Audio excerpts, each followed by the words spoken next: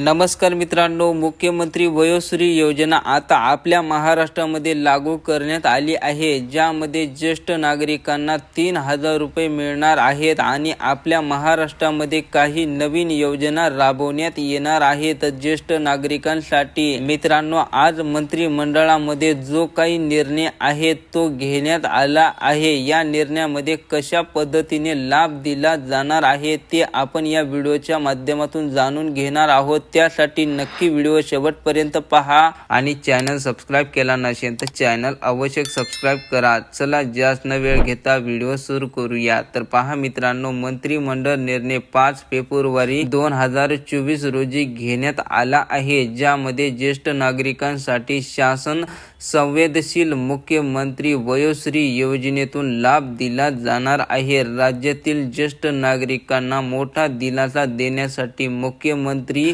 वयोश्री योजनेस राज्य मंत्रिमंडळाची मान्यता देण्यात आली आहे। मित्रांनो, ज्यामध्ये 2 लाख रुपयापर्यंत वार्षिक उत्पन्न मर्यादित आहे अशा 65 वर्षावरील ज्येष्ठ नागरिकांना या योजनेचा लाभ मिळणार आहे। म्हणजेच मित्रांनो, ज्या ज्येष्ठ नागरिकांचं उत्पन्न हे 2 लाख रुपयापर्यंत आहे आणि ज्यांचं वय 65 वर्षावरील आहे त्यांना या योजनेचा लाभ मिळणार आहे। आता मित्रांनो, ज्येष्ठांमध्ये अपंगपणा आला किंवा अशक्तपणा आला यांचे निराकरण करण्यासाठी आवश्यक उपकरणे असतील ते उपकरणे खरेदी करण्यासाठी सुद्धा मानसिक संस्था संतुलनासाठी जे काही योजना आहेत ते सुद्धा इथे राबवण्यात येणार आहेत। तसेच मित्रांनो, केंद्रामध्ये प्रबोधन व प्रशिक्षण सुद्धा देण्यात येणार आहे। तसेच अजून काय काय यामध्ये लाभ मिळणार आहे ते जाणून घेऊया। आरोग्य विभागामार्फत ज्येष्ठ नागरिकांचे जे काही सर्वेक्षण असेल,